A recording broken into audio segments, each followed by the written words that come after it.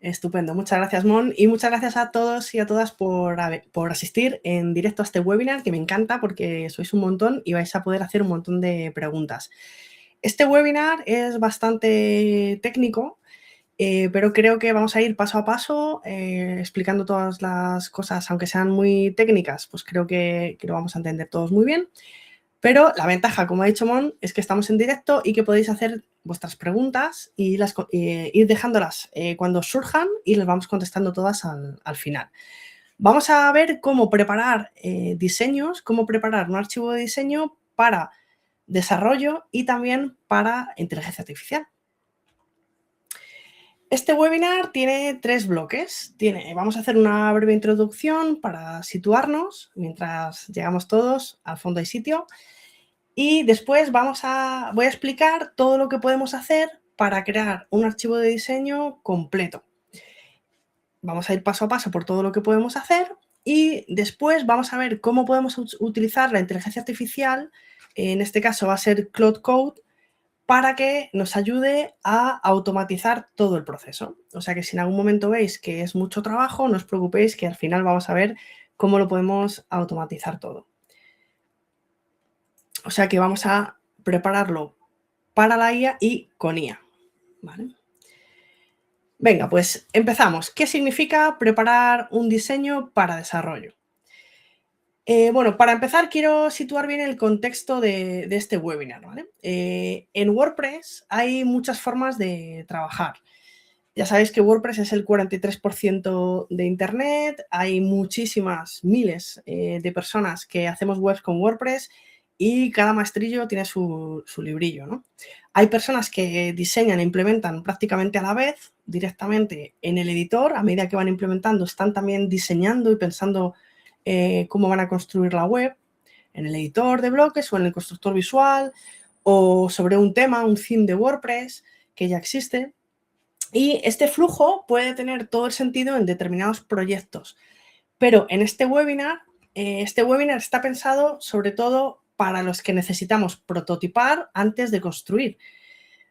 Prototipamos para pedir feedback al cliente, para validar decisiones con usuarios, para resolver dudas con la persona que va a implementar la web, tanto para resolver sus dudas como nuestras propias dudas de diseño en función de con qué herramienta concreta, con qué plugin concreto dentro de WordPress se vaya a implementar.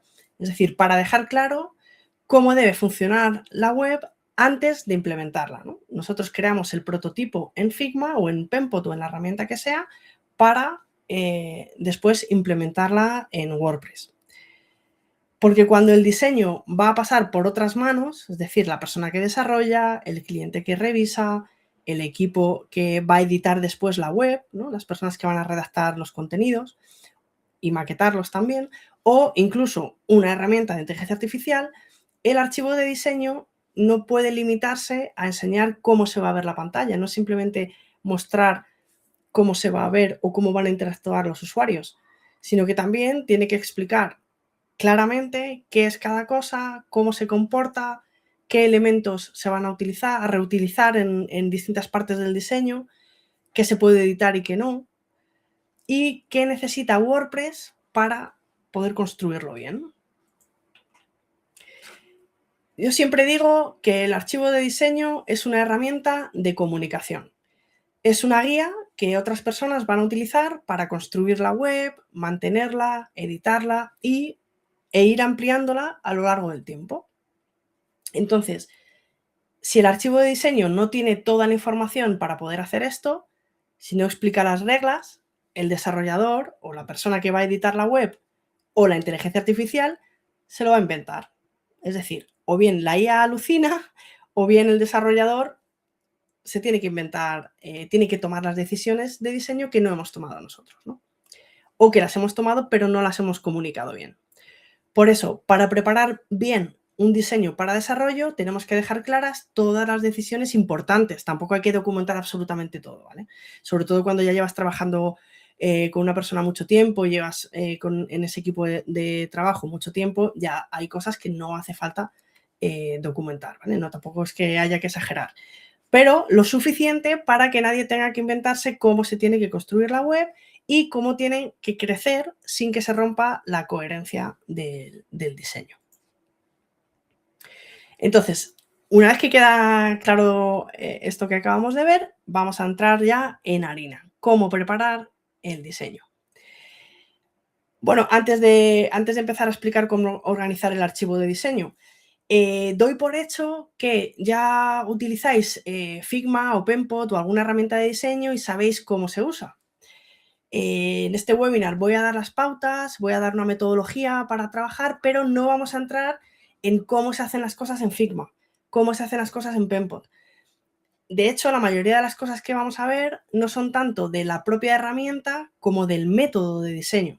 Es decir, que independientemente de la herramienta que usemos, ya sea Figma, Penpot, la última herramienta con inteligencia artificial, independientemente de lo que usemos, vamos a tener muy claro qué tenemos que hacer, cuál es el resultado que queremos obtener, pero no vamos a ver cómo hacerlo en una herramienta específica, sobre todo porque hoy en día lo vamos a hacer con inteligencia artificial. O sea, Claude ya sabe cómo tiene que hacerlo. El paso a paso de cómo se hace no es tan interesante. Lo que es interesante y lo que vamos a ver en este webinar es qué cosas tenemos que tener preparadas. Venga.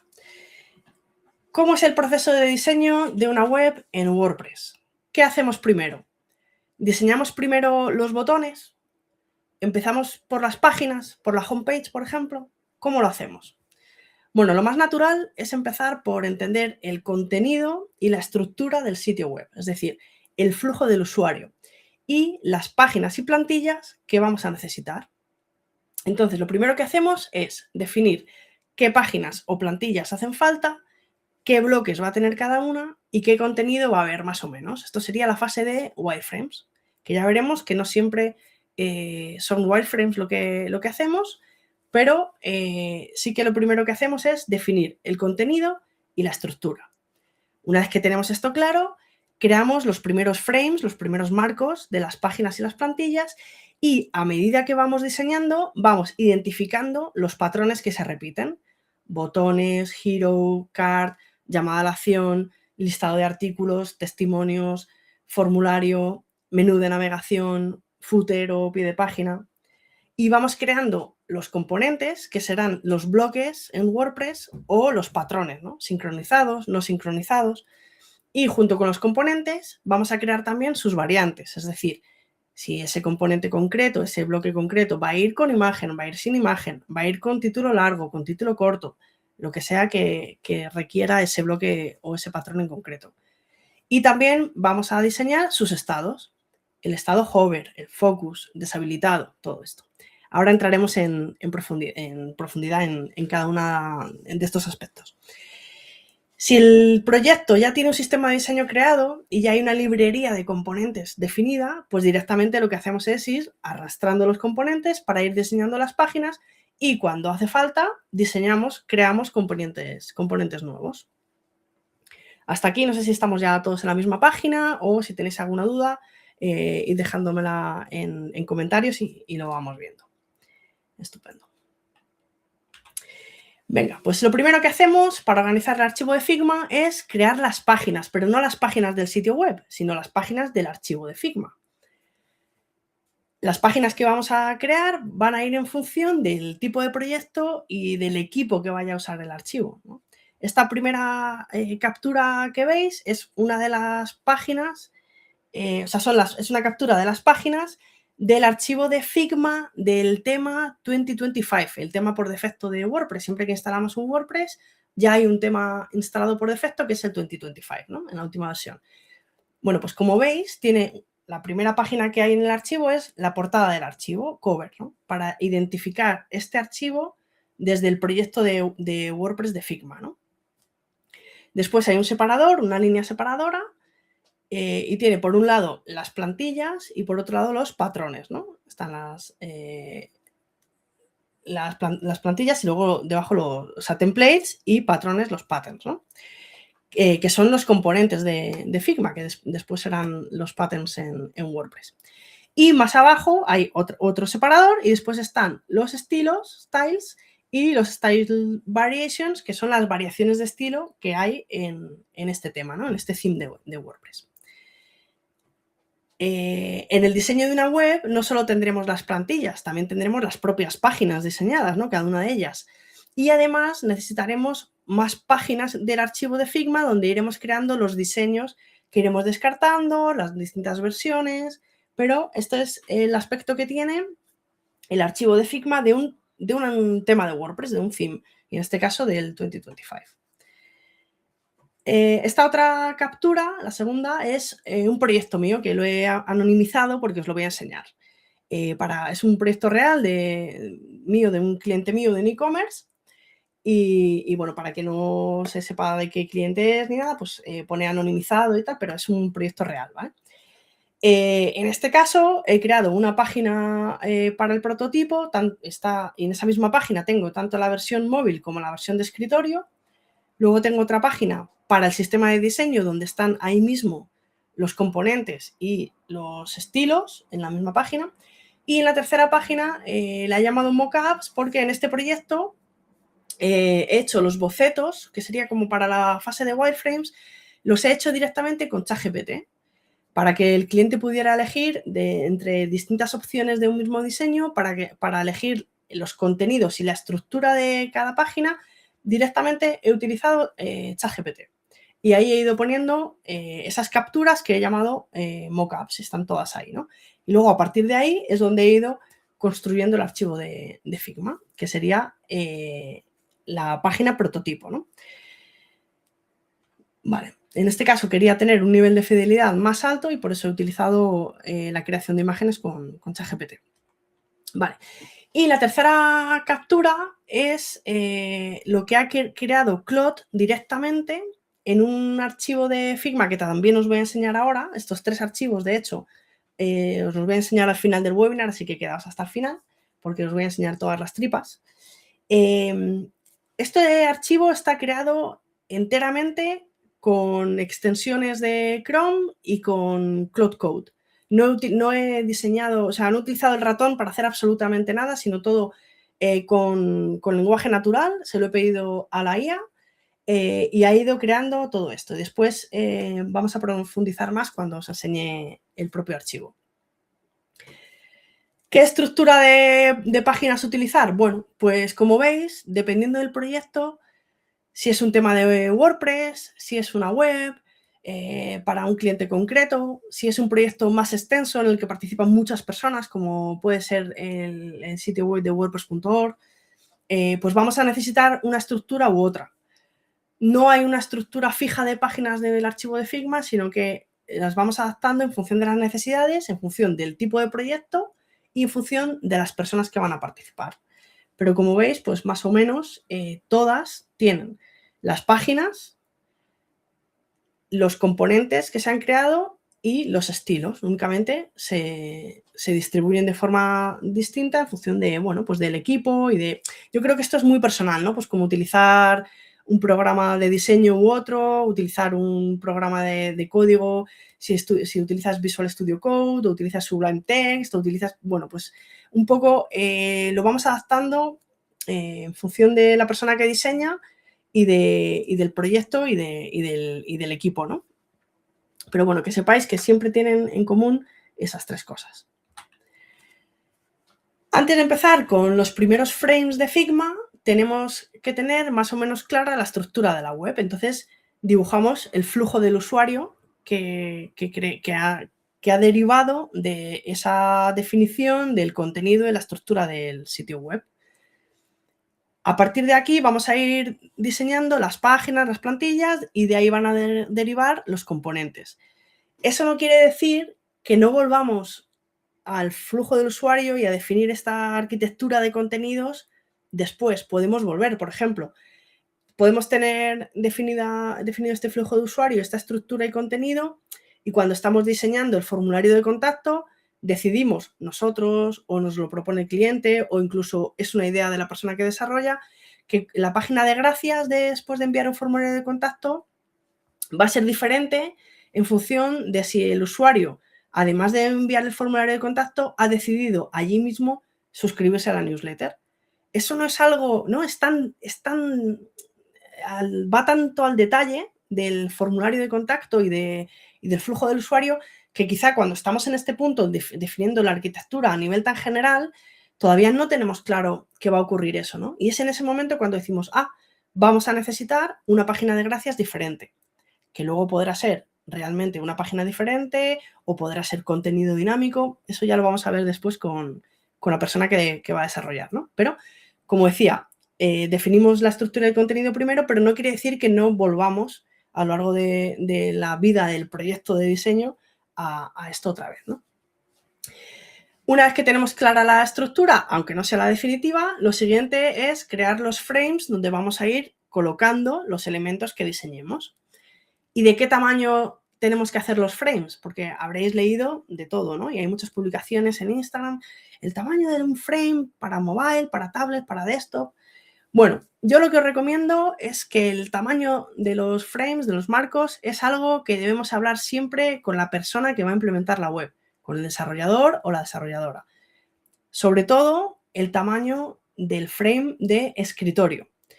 Porque el tamaño del frame mobile, probablemente lo que queramos es hacer la versión más estrecha, la versión más difícil, la que nos va a dar más problemas, y a partir de ahí se irá interpolando en el navegador el resto de comportamientos, ¿no? hasta escritorio, aunque en realidad la dirección es al revés, ¿no? De escritorio a mobile. El marco para tablet no se suele diseñar en la mayoría de los proyectos, lo solemos obviar porque ahora veremos cómo normalmente damos reglas responsive de escritorio a móvil y la versión tablet suele ser pues lo que está entre uno y otro, ¿no? Y además hoy en día con Flexbox, con Grid, se automatiza la mayoría del comportamiento de tablet, ¿no? No hay un salto, no hay un cambio concreto, a no ser que en un diseño de un componente concreto, pues unas pestañas, algo concreto o un menú de navegación, necesitemos insertar un breakpoint, un punto de ruptura concreto en unas dimensiones concretas y ahí, para que el desarrollador cuando esté implementando no se tenga que inventar nada, entonces en ese caso sí que diseñaremos una versión de tablet. Pero como digo, lo normal, lo más habitual, mejor dicho, en proyectos WordPress es diseñar la versión escritorio. No siempre se diseña la versión mobile, muchas veces simplemente con hacer anotaciones y después profundizaremos es suficiente, pero sobre todo el tamaño del frame de escritorio nos lo va a decir el desarrollador porque a veces hacemos diseños a medida, pero otras veces el desarrollador va a utilizar unos frameworks, un software de apoyo, por ejemplo, el tema Cadence o GeneratePress o Astra, temas de bloques o temas o constructores visuales como Bricks, en fin. Va a utilizar algunas ayudas, algún software que ya tiene definidos puntos de ruptura concretos. Entonces el desarrollador nos va a decir, quiero que me vendría muy bien que el frame de escritorio sea de 1280, por ejemplo. ¿Y por qué? Pues porque Cadence tiene ese punto de ruptura, ¿no? Entonces ya respeto los estilos que ya vienen definidos en el tema padre, ¿no? Bueno, pues lo mejor es que siempre tengamos muy buena comunicación con la persona que va a desarrollar la web. Vale, nombrar las capas. Para mí, la verdad es que nunca ha sido tan importante nombrar las capas. Yo hasta ahora, hasta hace poco, pues nombraba los componentes principales y solo las capas que yo me iba encontrando que era necesario nombrar, pero muchas veces contenedor me valía, ¿no? O wrapper y ya está, y era un buen nombre para mí y no hacía falta más. Sí que habréis oído muchas veces, bueno, que es que eso de no nombrar las capas, que es una desfachatez, que qué barbaridad es esta, que hay que nombrar todo muy bien, que si alguien entra a ver tu archivo de diseño, tiene que estar todo bien nombrado para que se sepa qué es cada cosa. Para mí, la verdad que era más mito que verdad, ¿no? Porque los desarrolladores tampoco es que inspeccionen cada subcapa. Hay cosas que son bastante evidentes, ¿no? Sobre todo si ya has trabajado más veces con esa persona. Entonces, como además nosotros diseñamos con un Atomic Design, ¿no? Diseñamos pues, primero el botón, después diseñamos la card, después diseñamos las rejillas con las cards, ¿no? Vamos de lo particular a lo general, pues ya esos pequeños bloques que están en los patrones ya tenían su nombre puesto, ¿no? Entonces, tampoco es que tuviéramos que estar nombrando cada capa porque los componentes sí que están nombrados, ¿no?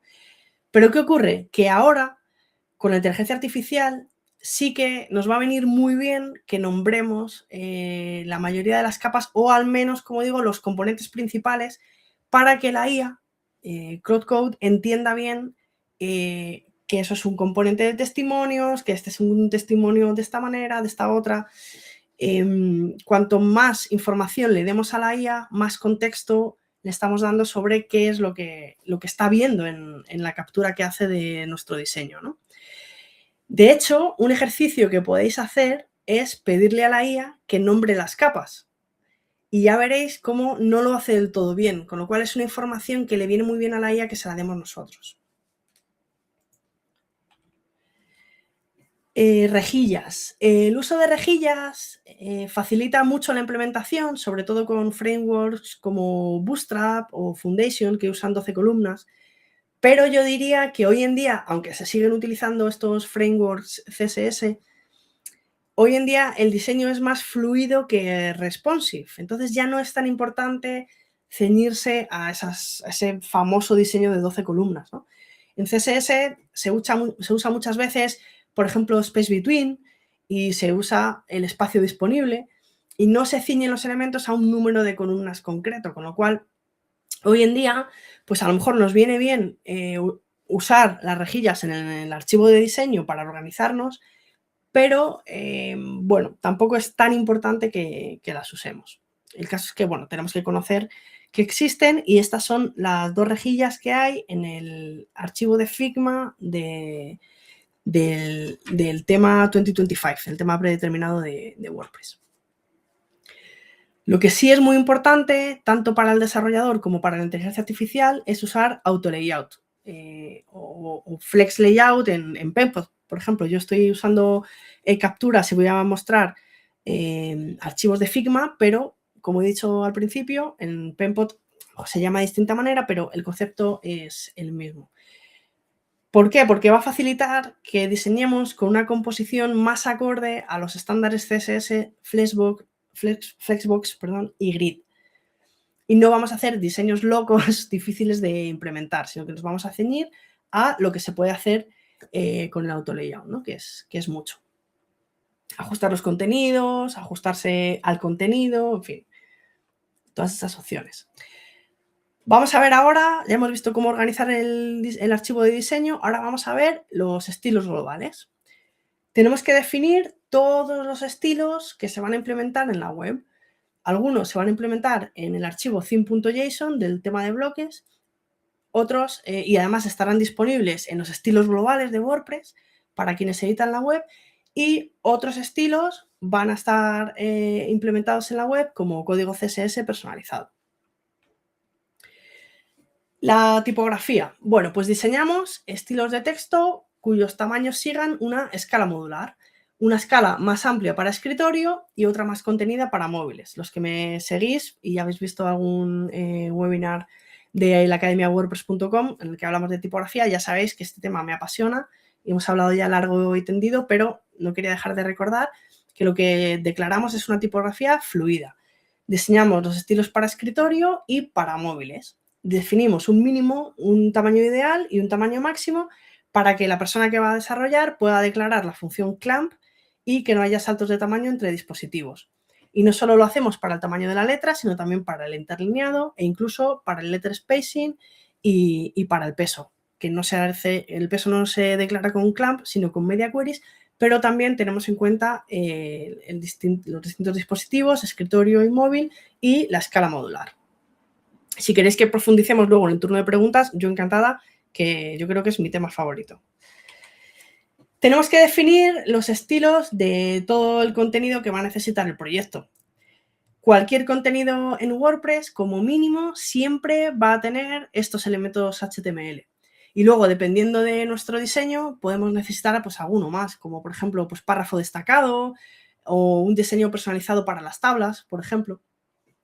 Pero sabemos que como mínimo siempre vamos a tener encabezados, párrafo, texto pequeño, en fin, los que estáis viendo en pantalla.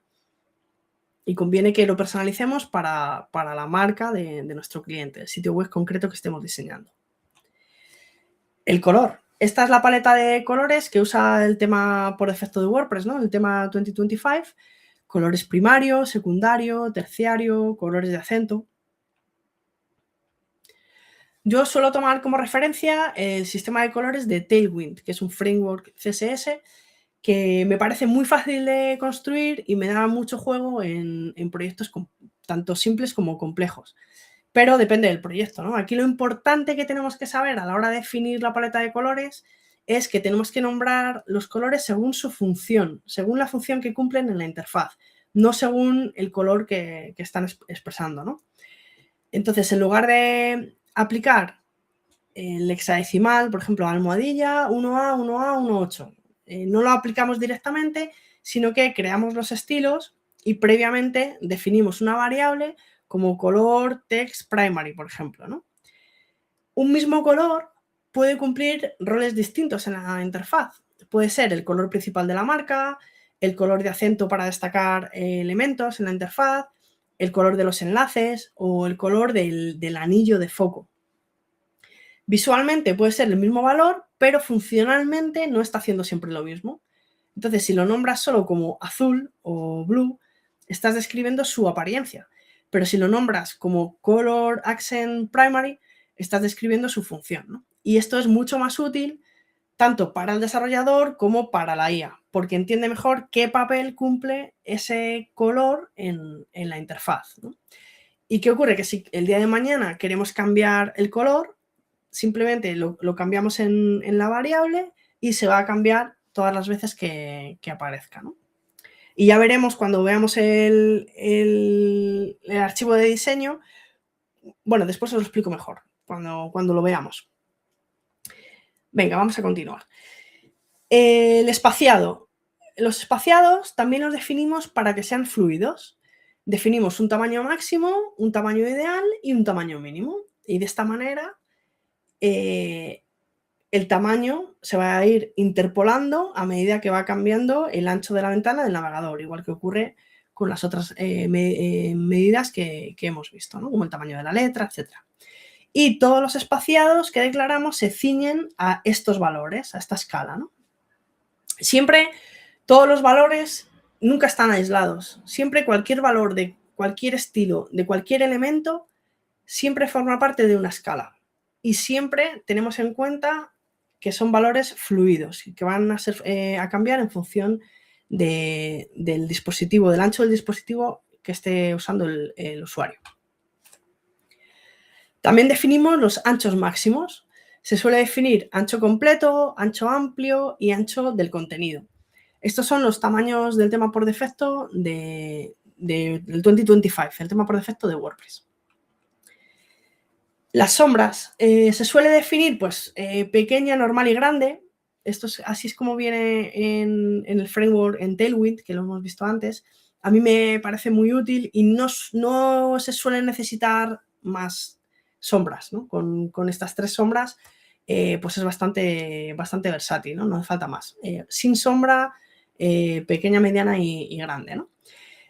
Lo vamos a utilizar, ya sabéis, pues para las cards, por ejemplo. Y en los estados hover de los componentes también se suelen utilizar las sombras, ¿no? Para indicar, ahora no me sale la palabra, pero bueno, como que está en 3 dimensiones, ¿no?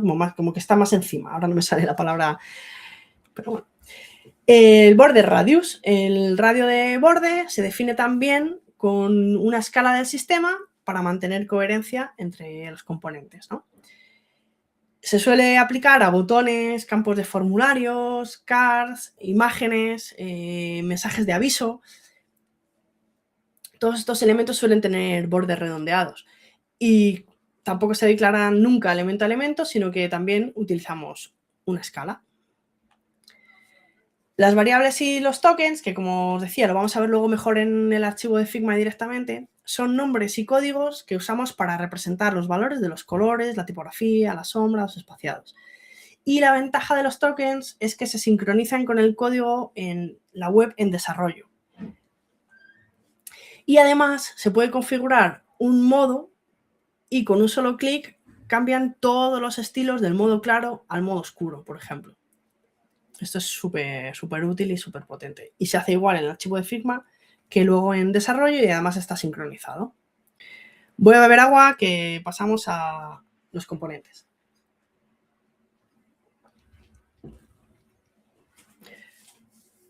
Estáis preguntando, Camila pregunta si se va a quedar grabada la charla. Sí, se va a quedar grabada y espero que luego volváis a ella y os la estudiéis bien. Y cualquier pregunta, aunque sea después, me la dejéis en los comentarios de YouTube.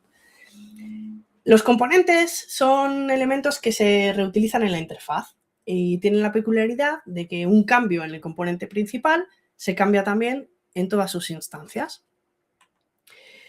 El criterio para crear componentes no depende solo de si algo se repite visualmente, sino de si se tiene que mantener de forma consistente en todos los lugares donde aparece. Cuando un cambio en ese elemento se tiene que aplicar también al resto de sus instancias, lo convertimos en componente. Aquí en este esquema que muy amablemente me ha creado ChatGPT, estamos viendo 3 ejemplos de componentes y sus posibles variantes. En el archivo de diseño también documentamos los componentes y explicamos qué son y cómo se usan. Eso es documentar, ¿no? Documentar es explicar para alguien que nunca ha visto ese componente cómo lo puede utilizar, tanto la persona que va a desarrollarlo como la persona que lo va a utilizar. La persona que va a editar el contenido, que va a editar un artículo del blog o que va a crear nuevas páginas, va a crear el contenido, va a maquetar, porque a lo mejor va a insertar llamadas a la acción, por ejemplo, en el artículo del blog, pues siempre tiene que saber qué reglas tiene que seguir a la hora de utilizar estos componentes. Eso lo ponemos también documentado en el archivo de Figma, pero vamos a ver que también Claude Code nos va a ayudar en este trabajo de documentación, que siempre es nos resulta un poco aburrido, ¿no? No es tan divertido crear como documentar, pero es básico, hay que hacerlo y también eleva la calidad de nuestro trabajo, la documentación. En WordPress, esta misma lógica puede traducirse después en un bloque sincronizado, en un patrón sincronizado o en una parte de plantilla. Ya sabéis que un bloque puede ser muy pequeño, muy básico como un botón, o un bloque también puede ser el bloque de testimonios, que tiene botones, tiene títulos, tiene imágenes, tiene subtítulos, tiene enlaces, tiene un montón de componentes que a su vez son bloques, ¿no? Entonces, ¿cuál es la diferencia entre un bloque y un patrón? Bueno, un patrón es un conjunto de bloques, pero también un bloque puede ser un conjunto de bloques, ¿no? Esto lo tenemos que hacer con nuestro propio criterio, ¿no? Es como en HTML o incluso en CSS, los nombres que ponemos a las cosas, o qué es un article, qué es una site. Bueno, puede ser un mismo elemento, puede funcionar como article o puede funcionar como a site, depende de la función que desempeña en la interfaz, pero eso lo decidimos nosotros mismos como diseñadores, ¿no? Y a lo mejor en un proyecto es de una manera, en otro proyecto es de otra. Pero la lógica que tenemos que comprender es esta, ¿no? Que el bloque, que también puede ser sincronizado, ¿no? El bloque y el patrón también pueden ser sincronizados o no sincronizados. Pero el bloque, o sea, un patrón va a ser un conjunto de bloques. El patrón lo vamos a poder insertar directamente y luego los bloques los podríamos descomponer, ¿no? Podríamos eliminar los bloques, añadir bloques, pero el patrón es eso, el conjunto de bloques, que es lo que vamos a tener implementado en nuestro WordPress. Y las partes de plantilla, ahora vemos lo que es. Pero bueno, creo que con este esquema que muy amablemente me ha creado ChatGPT, se entiende bastante bien cómo las secciones pueden ser bloques y a su vez forman parte de patrones. Vale, estos son los patrones cómo se ven en WordPress, ¿no? Estos son los patrones del tema por defecto, ¿no? El 2025. Tenemos un listado de patrones que podemos necesitar en nuestras webs que está disponible, lo podemos utilizar o no, ¿no? Cuando instalamos WordPress nos viene con el tema y ese tema viene con esos patrones, ¿no? Que son conjuntos de bloques. En Figma serían componentes y sus variantes y grupos de componentes o secciones o incluso páginas enteras. Vale, hasta ahora hemos hablado de bloques y patrones. Los bloques nos permiten construir piezas de contenido, los patrones ayudan a reutilizar composiciones completas y a mantener una lógica común entre las distintas páginas, pero en una web WordPress todavía hay una capa más, que lo tenemos que diseñar también desde el principio, que son las plantillas. Las plantillas definen la estructura de las páginas que WordPress va a generar de forma dinámica. No son una página concreta, sino que el modelo que WordPress utiliza, para mostrar determinados tipos de contenido. Una entrada individual, una página, un archivo de blog, una categoría, una búsqueda, una página 404 o una ficha de producto si estamos trabajando con WooCommerce. Estas son las que veis en pantalla, son las plantillas que hay que diseñar como mínimo cuando diseñamos para WordPress. Estas son las plantillas que vienen con el tema por defecto, ¿no? El 2025. En la plantilla se definen todos los elementos dinámicos que van a aparecer en una página. Título, imagen destacada, metadatos. Los metadatos son pues, la fecha, el autor, la categoría, el tiempo de lectura, el ancho del contenido principal, es decir, el diseño también. ¿Qué ocurre si no hay imagen destacada? ¿Cómo se va a comportar el contenido en esa página? Todo eso se define en la plantilla. En una web sencilla puede parecer suficiente diseñar una página y duplicarla, pero en cuanto el sitio empieza a crecer, ese enfoque no es sostenible.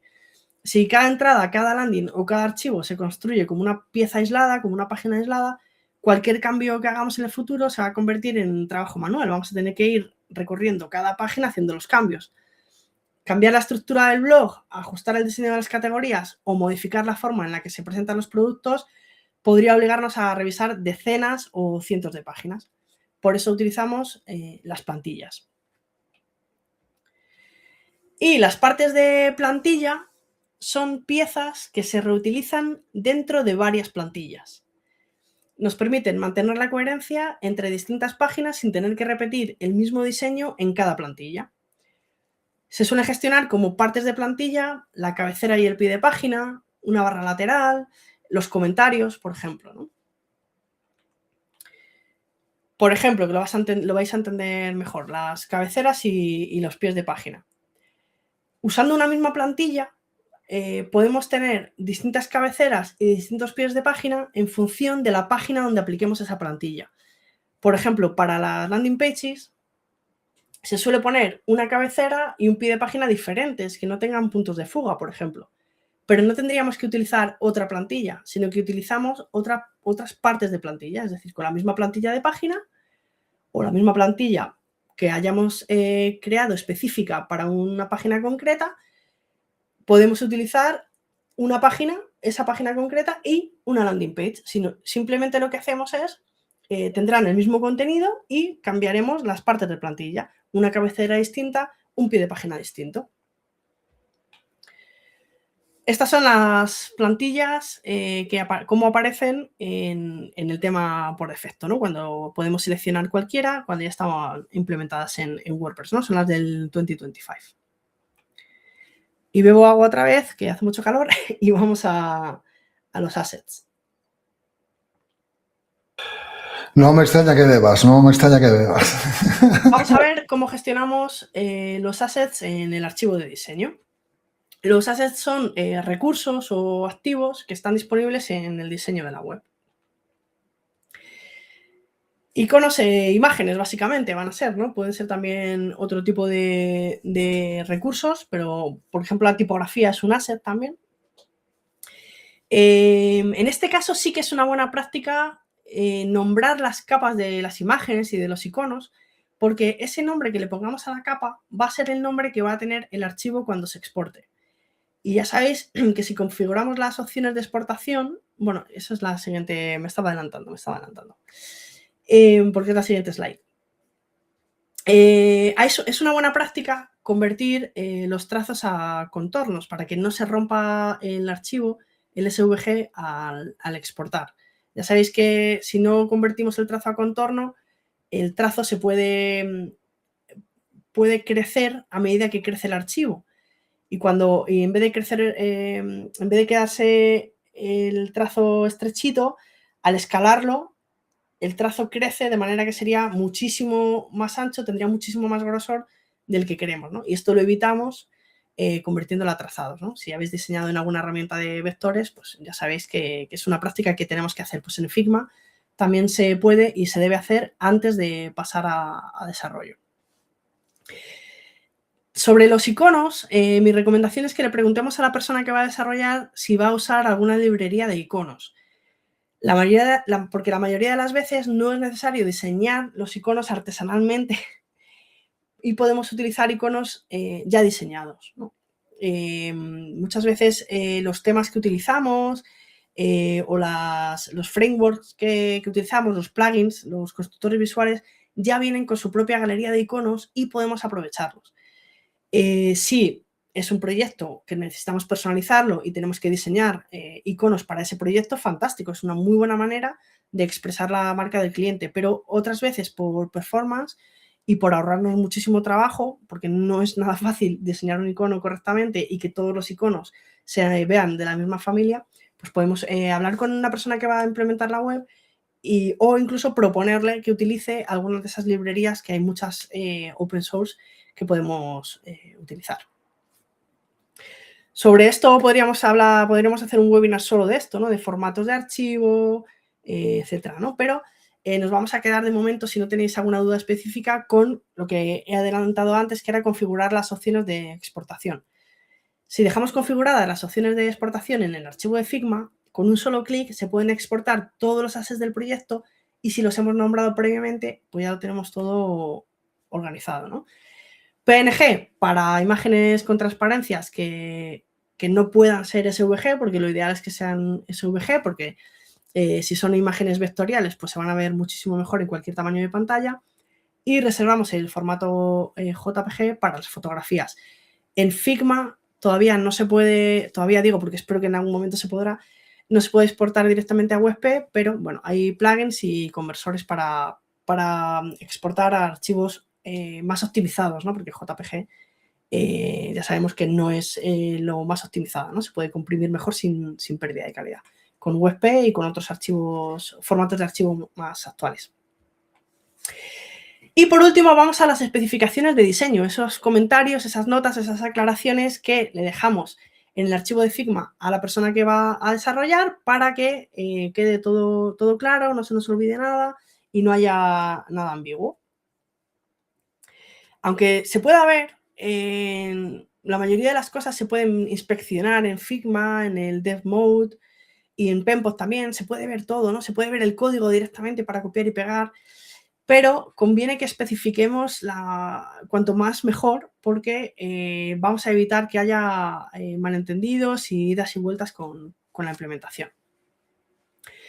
Algunas de estas especificaciones ya las vimos en un webinar que si no has visto de Academia WordPress, WordPress.com, te lo recomiendo, que es cómo diseñar con contenido real. Es un webinar que hicimos y que habla más extensamente de estas especificaciones, ¿vale?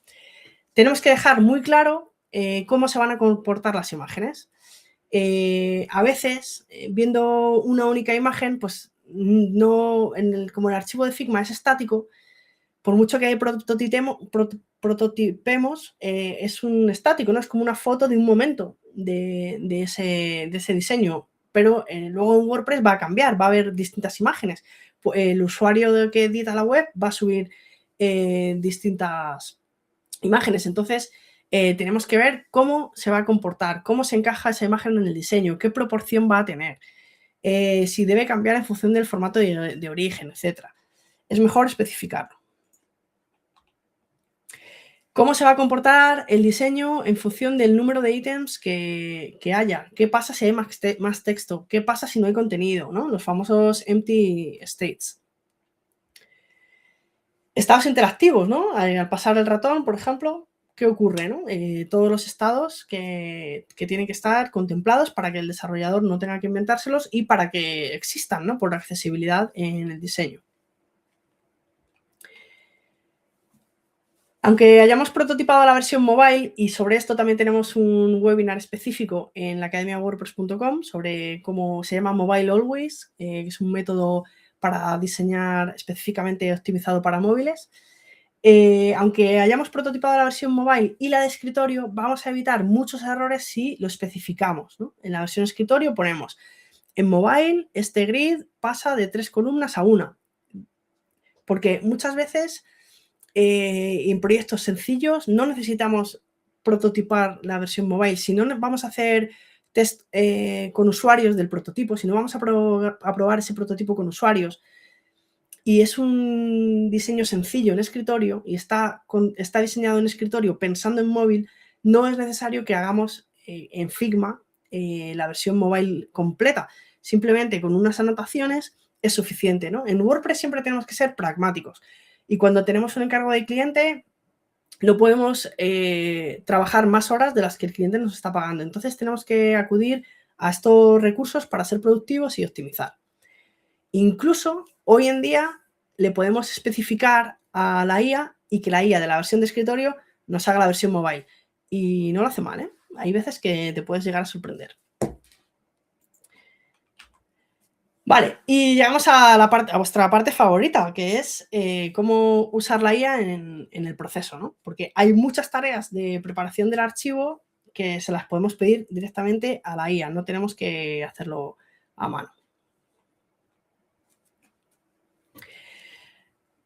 Vamos a ver que se podemos automatizar tareas tanto antes de entregar, para revisar y mejorar el archivo, para comprobar que no nos hemos olvidado nada, que revise el archivo antes de entregarlo, que compare plantillas e identifique inconsistencias, que detecte si hay algunas secciones que pueden ser un componente o sea, porque se puede reutilizar en otra parte del diseño y no lo hemos creado, para que cree los componentes directamente, para que los organice por secciones, para que nos los documente incluso, que genere los estados de los botones, teniendo en cuenta el sistema de color.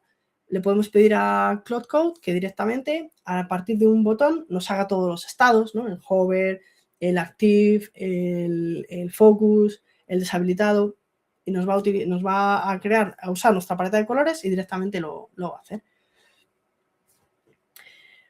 Para el handoff, ¿no? Para la documentación y las especificaciones, esto a veces es verdad que puede ser excesiva la documentación que hace y luego hay que repasarlo.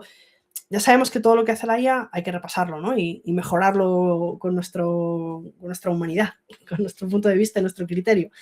Pero la verdad es que nos quita muchísimo trabajo, ¿no? Le podemos pedir que genere la especificación técnica de un componente, que especifique los patrones de adaptación responsive de escritorio a móvil.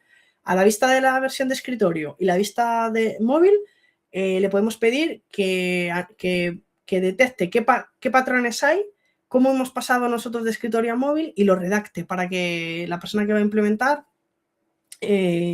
lo pueda implementar con más facilidad. Incluso para que la propia IA, teniendo eso claro y revisado por nosotros, pueda continuar haciendo versiones responsive, detectando los patrones, ¿no? de otras páginas.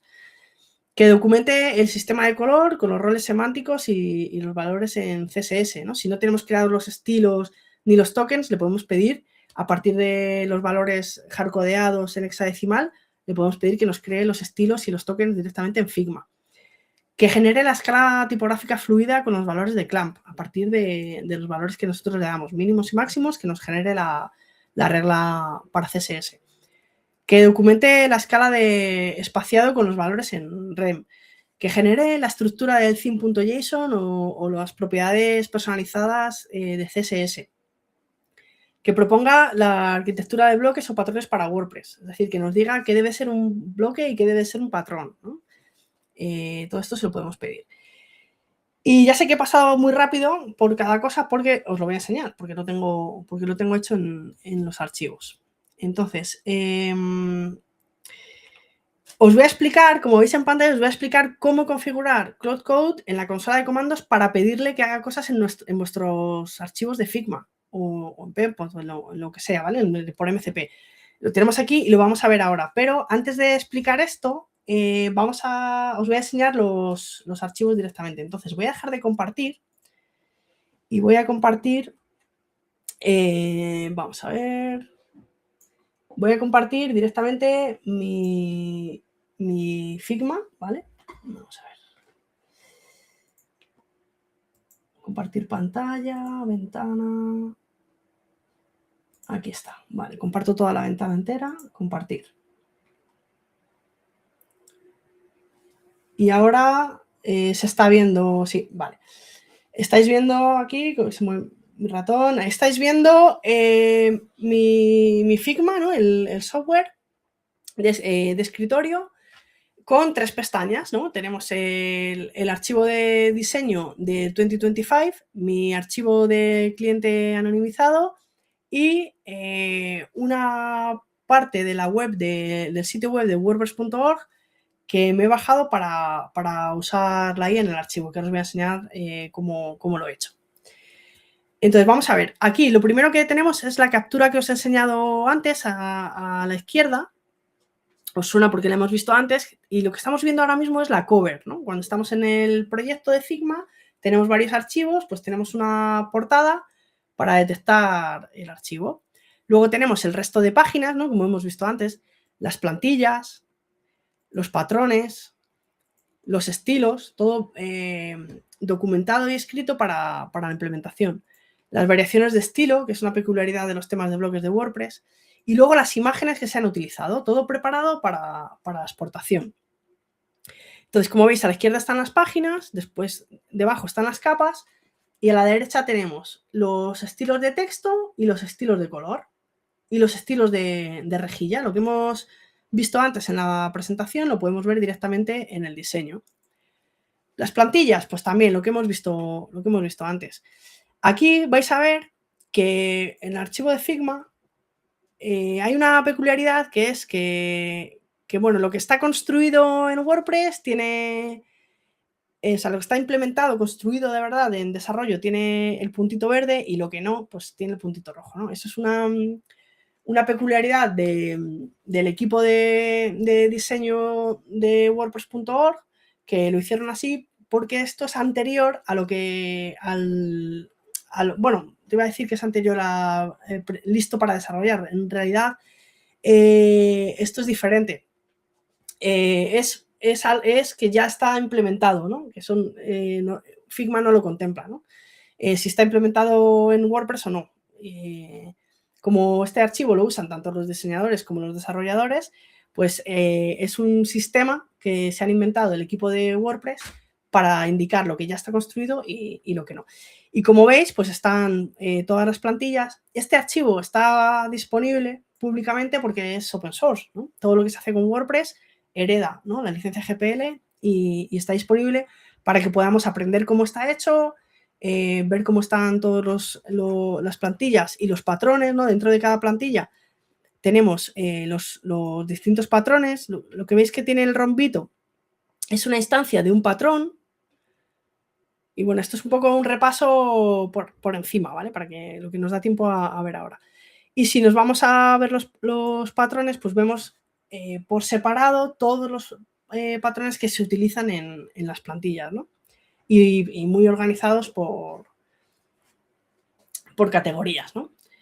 Esto como, bueno, y luego están también los estilos, ¿no? Todo lo que hemos estado viendo antes. Tenemos los estilos de espaciado, las rejillas, tanto escritorio como móvil, los estilos de texto, los botones. Es un diseño muy sencillo porque es el tema por defecto de WordPress, ¿no? El tema de bloques por defecto que viene en WordPress. Como veis, es bastante sencillo. Los comentarios, en fin.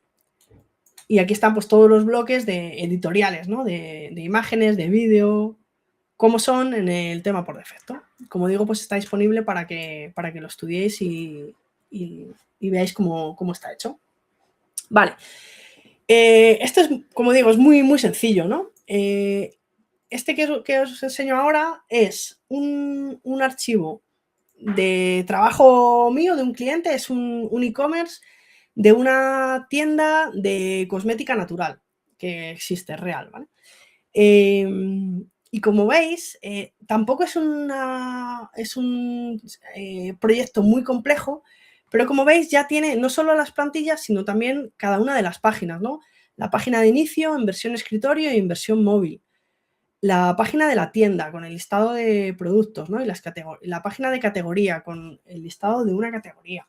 Luego tenemos la página de producto, que además tiene la peculiaridad de que hay dos tipos de producto distinto que necesitan dos plantillas diferentes, ¿no? Por eso en la versión móvil he prototipado las dos distintas. En escritorio con una era suficiente, como veis, porque algunas veces me han preguntado, ¿pero es necesario hacer esto en todos los proyectos? Y yo siempre contesto, no.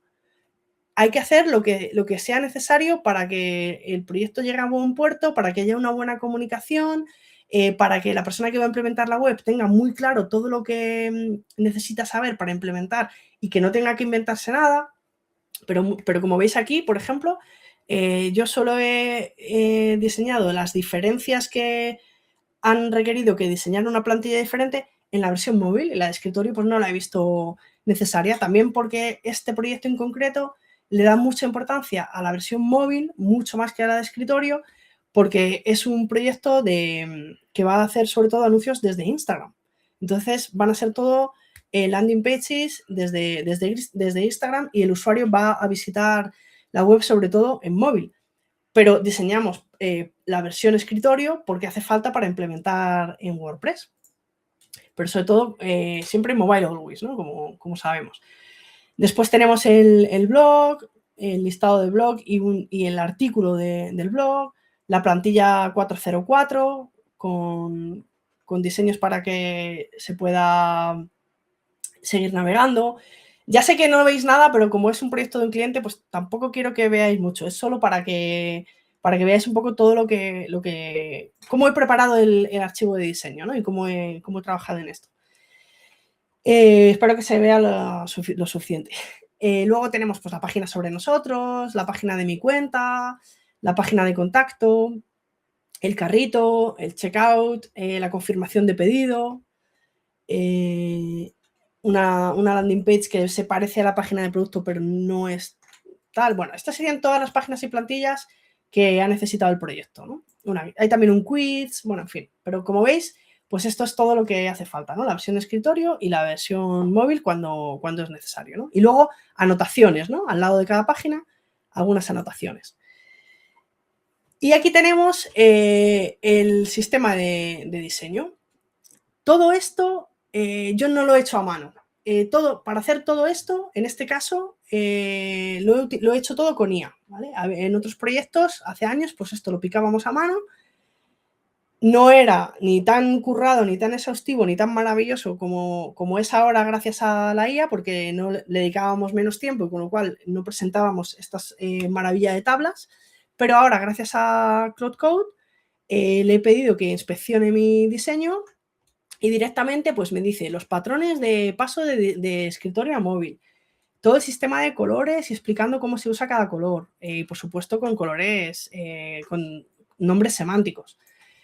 Toda la tipografía fluida con las reglas de CLAMP ya calculadas, listas para copiar y pegar. Y no solo eso, sino también con el código que necesita theme.json del tema de bloques para implementar directamente, copiar y pegar en el archivo theme.json del tema.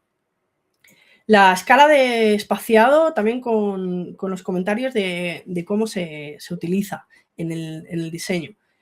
Los botones también. Esto era un rollo antes, tener que estar copiando, pegando, cambiando el color. Ahora esto lo hace todo directamente Cloud Code. A ver, hay cosas que he tenido que hacer a mano, obviamente, y corregimos y mejoramos, pero es brutal la velocidad con la que hacemos estas cosas ahora. Como veis, pues todos los componentes, ¿no? De navegación, pues para escritorio y para móvil.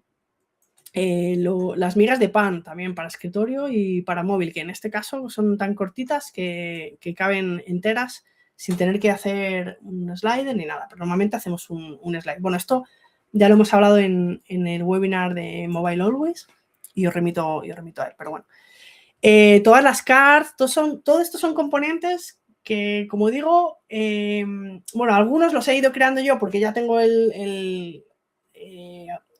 automáticamente voy creando componentes porque ya la práctica pues lo hago manualmente, pero luego le he pedido a Claude que revise mi diseño para ver si hay alguna sección que no esté componentizada y que se podría componentizar, y me lo ha creado directamente. Y es brutal como lo hace, o sea, lo hace muy, muy bien, muy, muy bien.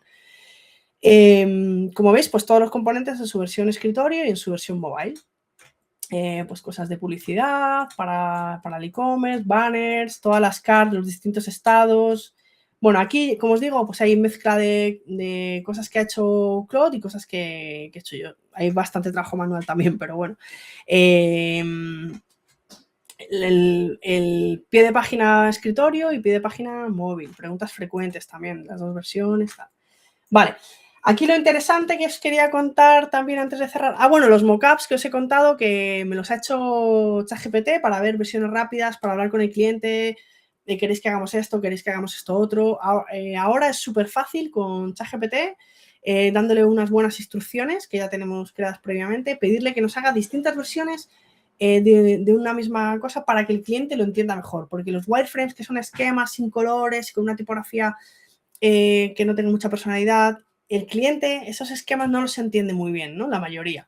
Entonces ahora con ChatGPT diseñamos bocetos igual de rápidos que antes cuando lo hacíamos con wireframes, y el cliente lo agradece porque lo entiende mucho mejor, ¿no? Entiende mucho mejor la estructura, y además podemos ofrecerle distintas versiones, incluso cuando antes le ofrecíamos mood boards para identificar el tono de las comunicaciones, pues ahora le podemos presentar ejemplos directamente con sus propios productos, en fin, es una pasada.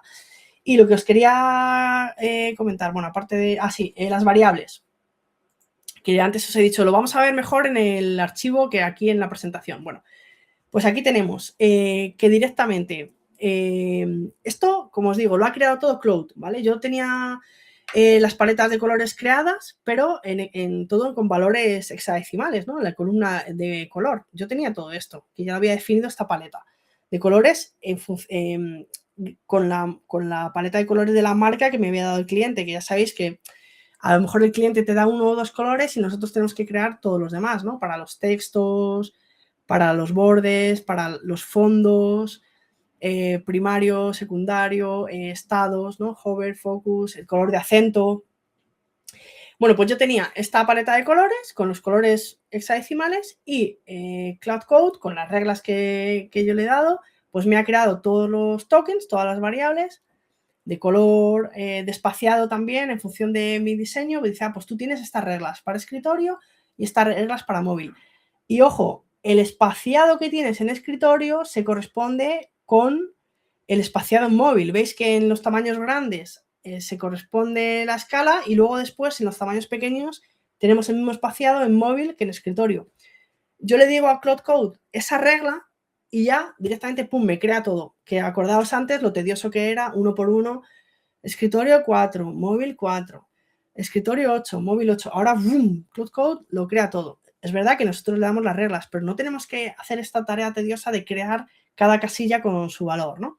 Radios de borde, tipografía.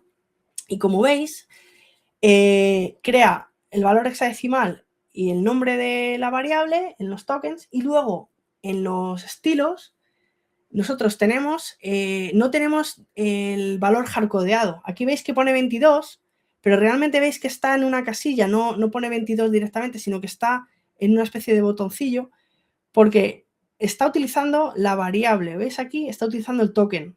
O sea, yo lo tengo todo conectado. Yo tengo mi paleta de color, y Claude me ha creado los tokens y me ha creado los estilos y me los ha aplicado al diseño. No sé si he ido muy rápido, pero probadlo porque es brutal el trabajo que nos ahorra. O sea, está todo conectado y de manera correcta, con buenas prácticas y todo perfecto. Y por último, muy rápido, ya voy terminando. Lo que he hecho ha sido, para enseñaros este archivo, lo he hecho específicamente para este webinar, ¿vale? Todo lo he hecho con inteligencia artificial.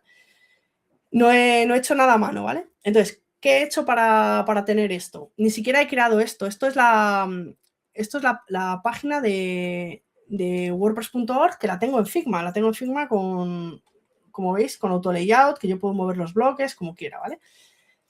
Recientemente Figma ha sacado una extensión de Chrome que nosotros podemos visitar cualquier sitio web y utilizando esa extensión, que ahora os enseño cómo se instala, directamente haces clic y te copias en el portapapeles todas las capas, te copias todo el frame con capas de Figma y te lo traes a Figma, ¿vale?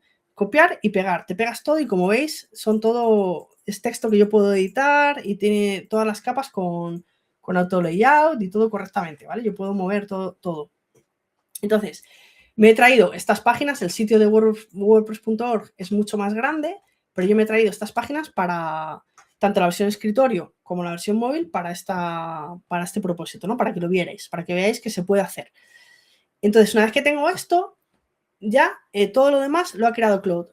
Yo tengo conectado, que ahora también os voy a explicar cómo se hace, Claude Code en la terminal, en la consola, en la línea de comandos, lo tengo conectado con Figma vía MCP, con el login con mi cuenta, y entonces directamente abro la consola de comandos, llamo a Claude y le pido que me cree, teniendo esto, que me cree todos los componentes, que como veis no son muchos porque son pocas las páginas que hay, pero esto me ha creado todos los componentes, todos los botones, a partir de las páginas que ha visto, todos los iconos responsive, como veis, con los 3 tamaños, el divisor, todos los componentes. O sea, como si nosotros hubiéramos hecho el archivo sin crear componentes y le pedimos a Claude que nos lo haga.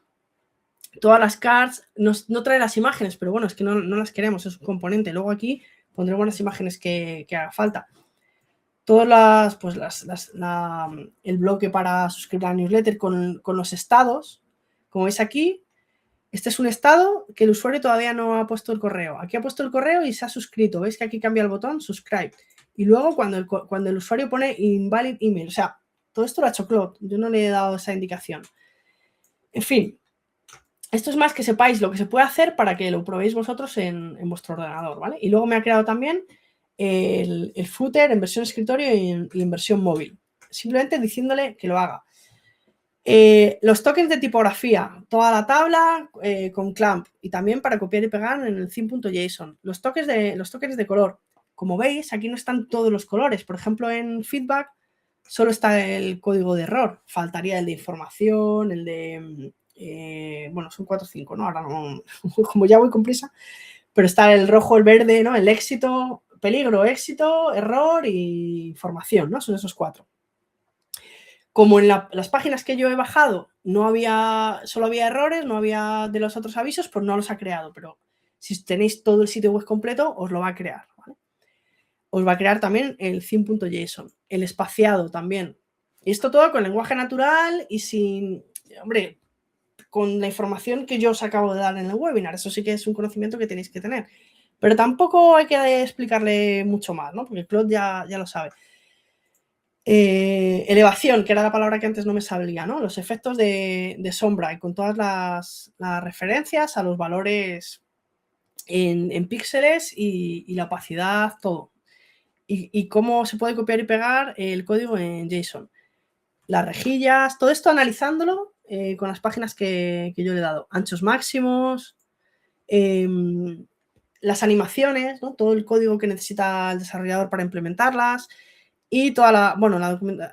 Esta creo que al final me quedé aquí, ¿vale? No tengo nada, pero bueno, habría que poner también la documentación, ¿no? Lo que veíamos en el otro archivo de la documentación que le viene muy bien al desarrollador. Y luego aquí ha creado esta página de overview con la estructura del propio archivo, ¿no? Para que el desarrollador empiece por aquí o la IA empiece por aquí y con esto pues ya pueda implementar el sitio web, ¿no? Por aquí. Pues explicándole exactamente qué es lo que tiene que hacer el desarrollador para implementar la web. Vale, ahora, esto es todo lo que os quería enseñar. La verdad es que podríamos tirarnos toda la tarde, pero no os quiero quitar tanto tiempo porque os voy a explicar ahora cómo se hace para que lo hagáis vosotros en casa, ¿vale? Como cada proyecto es distinto, Lo suyo es que tengáis las herramientas para hacerlo vosotros. Entonces voy a volver a presentar la presentación, valga la redundancia, voy a compartir pantalla y presento. Ya me comparto, no te preocupes, tú pon ahí y ya me encargo yo de añadirla. Creo que lo estáis viendo porque ya me he escondido por detrás. Sí, ya se ve, no te preocupes. Vale, estáis viendo configurar Cloud Code en la consola de comandos. Aquí tenéis las instrucciones. Es simplemente, como veis, abrir la terminal. En Mac es terminal, en Windows es PowerShell, no CMD, sabéis que es diferente. Y copias y pegas, ¿no? E incluso si no tenéis estas instrucciones delante, le preguntas a Claude, ¿cómo conecto Cloud Code? O sea, ¿cómo instalo Cloud Code en la consola de comandos para poder darle instrucciones para que cree y haga cosas en Figma? ¡Bum! Y te va a dar estas instrucciones. Entonces es simplemente copiar, pegar en la terminal, que os puede asustar porque es todo fondo negro con letras blancas y de colores, pero no os asustéis nada porque al final luego es todo lenguaje natural, simplemente hay que copiar y pegar. Y luego ya escribes Claude y ya le puedes ir pidiendo lo que quieras. Y después, una vez que tenemos Cloud Code instalado en nuestra terminal, lo que hacemos es conectarlo con Figma vía MCP. Igualmente, le preguntamos a Claude, ¿cómo conectamos con Figma? Y te va a dar estas instrucciones. Simplemente copias esta línea, la pegas en la consola, reinicias la consola, el terminal, y ya está. Y ya seleccionas, bueno, barra plugin para seleccionar el plugin de Figma que tiene Cloud Code y ya está. A partir de ahí ya lo tenemos conectado. Nos va a pedir que hagamos login y tenéis que tener en cuenta que hay que tener Figma con Dev Mode, es decir, plan de pago profesional o de educación, que es gratuito, el que tengáis, pero que tenga Dev Mode para que Cloud Code pueda acceder al modo de desarrollo y ¡boom!, te empieza a crear todo lo que le pidas. Como veis, crea componentes, crea estilos, crea tokens, crea todo en el archivo de Figma. Te va pidiendo comprobación de todo, tienes que ir confirmando, eso está muy bien para que no borre nada. A mí una vez me borró unas cosas, menos mal que Figma tiene el control de cambios y pude volver atrás, porque tened cuidado porque os puede borrar frames, o sea, decirle no borres nada, porque es importante. Y ya está, y ya esto es, bueno, hacerlo con responsabilidad, porque ya sabéis que la IA consume muchos bosques, pero esto es diversión sin fin. Y el bonus track que os quería dar, que os he dicho antes, es la extensión Chrome de Figma. Vais a las extensiones de Chrome, ¿no? El Chrome Web Store, pones Figma y ya se te despliega, es esta primera, Figma, la extensión de Figma, es la oficial de Figma, y ya directamente la instalas en tu navegador y te puedes llevar a Figma cualquier sitio web. Si no queréis hacerlo con algún proyecto de Figma del trabajo o de algún cliente de lo que sea, lo queréis hacer primero las pruebas con gaseosa, pues os descargáis cualquier sitio web y empezáis a hacer lo que queráis con Cloud. Y nada, espero que haya quedado claro que diseñar una web también es diseñar su implementación, tanto para una persona que va a desarrollar, implementar o que va a editar y mejorar y actualizar la web, como para la inteligencia artificial, ¿no? No terminamos diseñando, sino también tenemos que comunicar el diseño tanto a las personas que van a desarrollar o a editar como a la inteligencia artificial. Y gracias por llegar hasta el final. Yo soy Ana Cirujano, diseñadora de negocio digital en anacirujano.com, creadora de contenido en wordpress.com, a quienes quiero dar las gracias por apostar por el contenido de calidad hecho por humanos, sobre todo a Mon, José Ramón Padrón. Y nada, muchísimas gracias a vosotros también por haber llegado hasta el final. Y ya está, hasta aquí el webinar. Espero que os haya gustado. Ya está como si fuera poco. ¿Me oyes? ¿Me oyes, Ana? Yo creo que... Vale, un segundo que como siempre se me apaga el altavoz. Exacto, el altavoz. Dame un segundín. Ya decía yo... Ahora sí. Es que te estuve hablando antes, mientras estabas tal... Estaba pensando, verás cómo cuando he cambiado de compartir y de tal, he salido y llevo aquí media hora hablando sola, ¿no? Pero pues no, pero vale. algún comentario te hice, pero bueno, nada, de apoyo y poco más. Pero ha Sí, salido para todo la próxima me voy a genial. poner los cascos porque este altavoz mío que tengo se me apaga ¡Oh! y bueno, Pues vaya altavoz. Menudo aguafiestas de sí. altavoz que tenemos ahí. Completísimo, Ana. Es que, jolín, completísimo. ¿Qué quieres que te diga? Bueno, Eh, espero que vamos, sirva si quieres, y que haya y que sea útil, sobre hay todo. unas cuantas preguntas. Mira, vaya, alguien me ha puesto aquí preguntas. Bueno, ok, mira. Ha surgido incluso una idea para otro webinar, que es lo que acabas de hacer justo al final, que es cómo hacer una conexión o cómo preparar tu stock, tu stack de diseño con IA. Es decir, qué tipo de cosas sueles hacer. Pero bueno, vamos a llegar a eso. Vale, vamos con preguntas. Carlos, gracias por tu pregunta, Carlos. ¿Figma o Penpot? ¿Cuál es tu preferencia, Ana? A ver, Penpot es open source, entonces no puedo hacer más que recomendarlo. Lo que pasa es que Figma es el estándar de la industria, ¿no? Penpot todavía no ha conseguido ganar tanto terreno como Penpot. La verdad es que todas las cosas que he explicado sirven igual para Penpot, porque como decía, he explicado metodología, cosas que tenemos que tener, cosas que hay que comunicar, que hacen falta para desarrollar, para la IA. Y las puedes hacer igual en Penpot. Para conectar Claude con Penpot se puede, también está disponible el MCP, pero es un poquito más complicado. Pero yo sí recomiendo Penpot, totalmente. Vale, Es perfecto. gratuito, es open source y está Perfecto. genial. Pues ya está. Es bueno siempre que lo sepáis desde aquí, desde WordPress.com, siempre vamos a apoyar cualquier proyecto open source. Figma, además patrocinamos un evento en Barcelona que es regular y que se llama Amigos de Figma, Friends of Figma, que estamos encantados. Y al mismo tiempo también os decimos, cualquier producto open source tendrá aquí una bienvenida súper calurosa. Más incluso que el calor que estamos pasando, que a mí ya me está, ya me brilla la cabeza. O sea, Sí. esto así es. Bueno, vamos con un tal Monpadrón que te pregunta, ¿son las especificaciones de diseño diferentes para WordPress que para otros CMS o tecnologías de publicación? Es decir, todo esto que nos has enseñado ahora es prácticamente parecido entre diferentes CMS. ¿Hay algunas modificaciones? ¿Hay algo específico de WordPress a reseñar? Muy buena pregunta. Gracias. A ver, la mayoría es común, pero yo he hecho hincapié en las cosas que son específicas de WordPress como bloques, patrones, partes de plantilla, eso es WordPress total.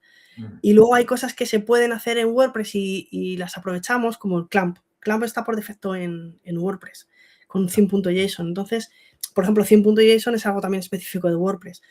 O sea, es verdad que si esto lo está viendo una persona que luego va a implementar en LiveRay, por ejemplo, que también es open source, le sirve mucho. Y yo cuando he trabajado con desarrollos para LiveRay, he utilizado mi lógica de WordPress y ha funcionado todo fenomenal, porque al final es CSS, ¿no? El frontend. Pero es verdad que conociendo cómo se hacen las cosas en WordPress, podemos adaptarlo, ¿no? Y aprovechar lo que nos ofrece WordPress. Y luego, igual, pues para LiveRay pues hay algunas características que son distintas. Para cualquier CMS o para cualquier... Siempre hay peculiaridades que conviene que conozcamos, ¿no? Yo estoy muy especializada en WordPress y por eso cuento pues las cosas que se pueden hacer y que para aprovechar esto, pero en realidad pues hay muchas cosas que son comunes. Ok, muchísimas gracias por contestar mi pregunta. Muy buena. Vamos con Carlos. El ancho de contenido, ¿mejor en píxeles, en CH u otra unidad más adecuada para esto? Muy buena pregunta también, Carlos. En píxeles nunca se declara en CSS. Siempre queremos utilizar unidades relativas a la pantalla, relativas al usuario, a las preferencias del usuario. Es decir, utilizamos REM, por ejemplo, en este caso. Píxeles utilizamos solo cuando no queremos que sea relativo. Por ejemplo, los bordes radios. Ahí sí que decimos píxeles, porque no queremos que a mayor ancho de pantalla sea menos redondeada el botón. No, siempre queremos que haya el mismo redondeo en la esquina, ¿no? El mismo borde de radio en la esquina. pero para anchos de pantalla siempre relativo al tamaño de letra que el usuario ha establecido en su navegador, ¿no? En este caso, que son los REM. Y específicamente para anchos de línea hay una unidad, que es la que comenta Carlos, para declararlos, que es el CH, que son caracteres. Entonces puedes decir máximo 75 caracteres. Y es una buena unidad para declarar esto. Mejor imposible, vamos, en este caso. Muy bien, gracias Carlos por tu pregunta y a ti, Ana, por la respuesta, por supuesto. Y bien, Israel, que nos pregunta, en el caso de crear una página en WordPress con IA como Claude, ¿debemos crear nuestro tema primero, luego elegir el maquetador? Aquí no me queda claro como una IA como Codex Cloud o Antigravity, introduce y trabaje. Luego crear los plugins con IA. Tengo que ponérmela otra vez para ver si lo puedo leer. Sí. El CID, el theme, el maquetador y luego los plugins con IA. A ver, depende de... A ver, la IA se puede utilizar independientemente del flujo de trabajo que tú vayas a utilizar con WordPress. Si vas a utilizar un constructor, un maquetador visual, la IA te va a utilizar menos porque ya tienes muchas cosas hechas. Pero, por ejemplo, tú puedes crear un tema de bloques con IA, con Telex, por ejemplo. Telex es una herramienta de Automattic que la puedes utilizar gratuitamente, solo tienes que tener tu cuenta de WordPress.com. Y con Telex puedes crear con lenguaje natural, con inteligencia artificial, un tema de bloques y vas a crear todos tus bloques, tus patrones ya específicos para WordPress. En ese caso, si creas ese tema de bloques con Telex, no necesitas utilizar un constructor visual, vas a utilizar el editor de bloques, que es lo más estándar, lo más limpio, lo más buenas prácticas que existe para WordPress y no necesitas. Pero si usas un constructor visual, pues te puedes ayudar. Si usas un constructor visual, necesitas escribir código CSS a medida, pues muchas veces sí, porque el constructor visual no cubre todo lo que tú quieres construir. Habrá componentes concretos que tú hayas diseñado en Figma que no estén disponibles en el editor en el que utilices, el constructor visual que utilices. Entonces ahí lo construyes con la inteligencia artificial. Entonces, la verdad que no me he enterado muy bien de la pregunta, pero creo que era como el caso de crear la página web en WordPress con IA, como Claude, la que tengan. Debemos crear nuestro tema, theme, luego elegir el maquetador y luego crear los plugins con IA. Hombre, yo creo, sinceramente, que no. Es decir, Ana te ha comentado que puedes crear el theme con Telex, si tienes además alguna referencia estupenda. Luego tenemos el maquetador, que a lo mejor resulta que ya no es necesario en este caso. No es que queramos hacer aquí apología contra los... claro. Ni mucho menos. No. Pero claro, efectivamente, es que hoy en día cada vez va siendo menos necesario. Claro, porque... y al mismo tiempo puedes hacer los plugins con IA. ¿Pero para qué? Ya están hechos. Y además está la Abilities API que informa todo el sistema de qué está hecho este WordPress, qué contiene y qué cosas puede hacer cada elemento, ¿no? Yo no creo que haya que hacer absolutamente todo con IA desde cero. No lo creo. Claro. Pero bueno. No, desde cero no, y además se desaconseja totalmente. O sea, es que hasta el desarrollador más crack que se lo sabe todo de memoria y que no le cuesta nada hacerlo, va a utilizar desarrollos de terceros ya hechos, porque tú no te puedes ocupar de mantener todo el código que necesitas.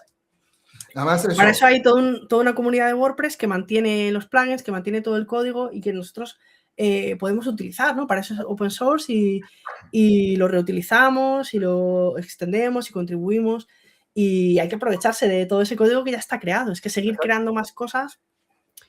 No, hombre, nosotros no estamos huerfanitos como la gente que no tiene un CMS estupendo y 30 años y 20 y pico años de trayectoria. Perdón, sí, 20 y pico años de trayectoria. Ahora, sí que se pueden crear plugins con IA, sí, claro. Hay, lo que quiera. Incluso esos bloques personalizados con IA, genial. Pero todo con IA no, porque estás desaprovechando WordPress, que WordPress tiene la seguridad, porque dices, pero es que puede haber un agujero de seguridad, sí, pero es que al día siguiente se va a solucionar, porque hay miles de ojos puestos en el código que se hace con WordPress. Entonces, tienes la seguridad, tienes la garantía de las buenas prácticas, de los estándares, ¿no? WordPress es un estándar hoy en día en la industria. Entonces, hay que aprovecharlo. Hacer todo con IA es un error. Bueno. Ya te digo, como no entendí muy bien la pregunta, no sé si era eso a lo que te referías, No, pero... creo que sí. Lo que pasa es que dice crear una página en WordPress con IA, es decir... Sí, la IA nos ayuda, está claro, hasta para diseñar, como hemos visto hoy. Vale, muchas gracias, Israel. Pues como ves, es una pregunta que da para un buen montón de respuestas. Vamos con ello. Ana, ¿tienes alguna skill para IA en GitHub o similar para estos wireframes? Muchas gracias, Carlos. Muchísimas gracias. No. ¿Tienes algo por ahí para compartir? No tengo nada para compartir. Bueno, pues es algo que nos anotamos y, oye, sí, podemos ir creando un repositorio en GitHub con aquellas cosas que nuestros... Sí, muy buena idea, me lo voy a apuntar, Carlos. Deberes para mañana. Gracias por tu pregunta, Carlos. Aquí hay otro tal Monpadrón que dice, quizás un webinar sobre cómo conectar tu stack de diseño con tu IA favorita. Es decir, enséñanos cómo es un día de trabajo tuyo con IA. Es decir, o cómo comienzas un proyecto. O cuál es el orden de trabajo, aunque creo que en esta presentación queda bastante claro, ¿no?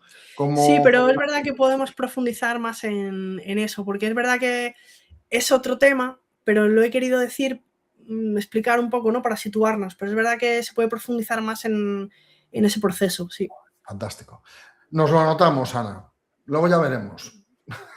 No, normalmente aquí normalmente cuando damos una idea la ponemos en práctica. La verdad, lo que pasa es que como la he dado yo, pues bueno, lo ideal es que lo hubierais dado vosotros, porque lo mío es un poquito tráfico de influencia. En realidad es eso, lo que hemos visto, pero centrándonos en esa parte. Y incluso paso a paso, para mucha gente queda despistada por aquí, pero ya os digo, no tengáis miedo a la IA, no, tranquis, este miedo a quedarse atrás, tranquis, que es, entre comillas, bastante más fácil de lo que parece, por lo menos los comienzos. Luego ya, como todo, se puede complicar hasta límites insospechados. Vamos con una pregunta de Israel. Con esta magnífica clase, gracias, Israel. Si es que ahí está, así me gusta. Muchas gracias. Con esta magnífica clase me queda claro el diseño del tema. ¿O me perdí de algo más y no se le estaba limitando únicamente al tema? Hemos visto cómo se diseña un sitio web completo, no solo un tema. Hemos visto el ejemplo del diseño de un tema, que con el tema por defecto 2025, que tenía pues las variaciones de estilo y todas estas cosas, pero luego hemos visto también cómo se prepara el diseño de un sitio web, de un e-commerce en este caso, ¿no? De un caso real de un cliente mío. Entonces, bueno, hemos visto las dos cosas. No sé si tenías alguna duda en concreto, Israel, pero si no, Israel, nos escribes. Lo vamos a subir a YouTube, echar un vistazo y si tienes dudas, deja comentarios en el vídeo de YouTube y ahí estaremos. Eso es. Vamos con Ricardo, que nos dice, hola, ¿es difícil manejar Figma en caso de yo mismo administrar mi web? Es decir, ¿necesita Figma para administrar su web? Figma es el archivo de diseño, como he dicho, es un archivo de comunicación.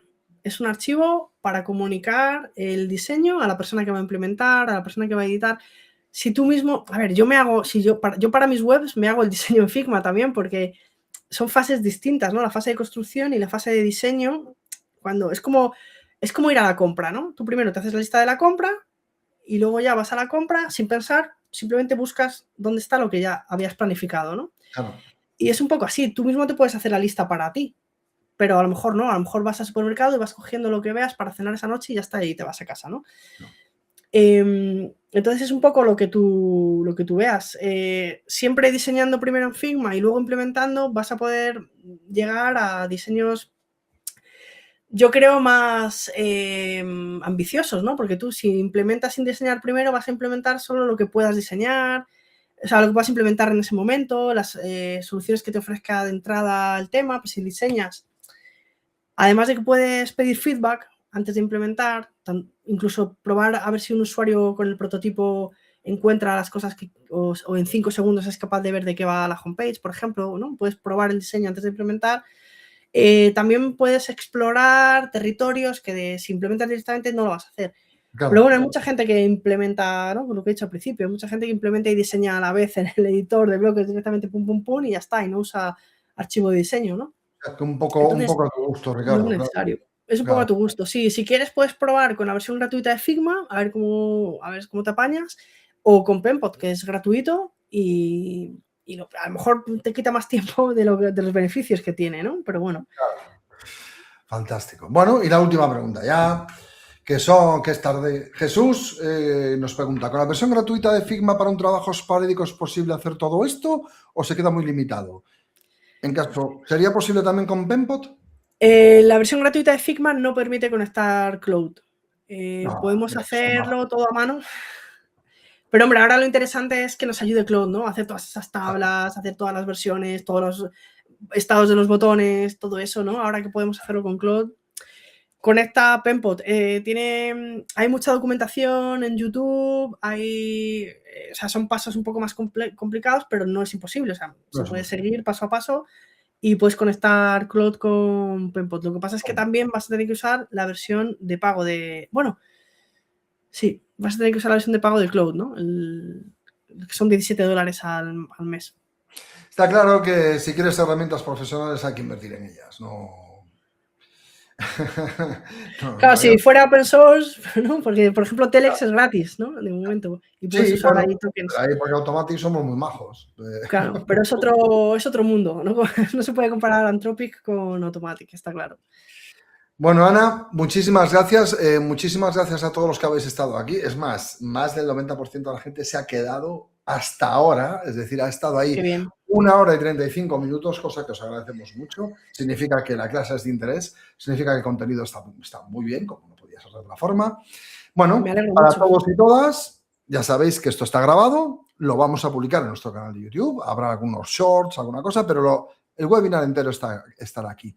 Si alguna duda os surge una vez visto en el canal de YouTube, simplemente dejad allí la pregunta como comentario y nos pondremos en contacto con Ana si no sabemos responderla nosotros, que normalmente es así. La experta en diseño es ella. Sí. Yo encantada de contestar a todas vuestras preguntas y nos hace mucha ilusión también que comentéis, que nos pidáis los próximos webinars para hacer las cosas pues que realmente os sirvan, que os sean útiles y que podáis hacer mejores webs con WordPress, ¿no? Que al final es de lo que se trata. Exacto. Y nada, que sepáis también que pasado mañana, el jueves, tenemos un webinar sobre la versión 7.0 de WordPress, que incluye, que no incluye, y además está como especialmente diseñado como para desarrolladores. De forma que hablaremos un poco del contenido más técnico de esta nueva versión de WordPress, de esta última actualización. Muchísimas gracias a todos y a todas. Y nada, pues a pasar calor o frío a otra parte. Nos vemos. Gracias, Ana. Muchas gracias. De verdad. Muchísimas gracias. Adiós. Chao.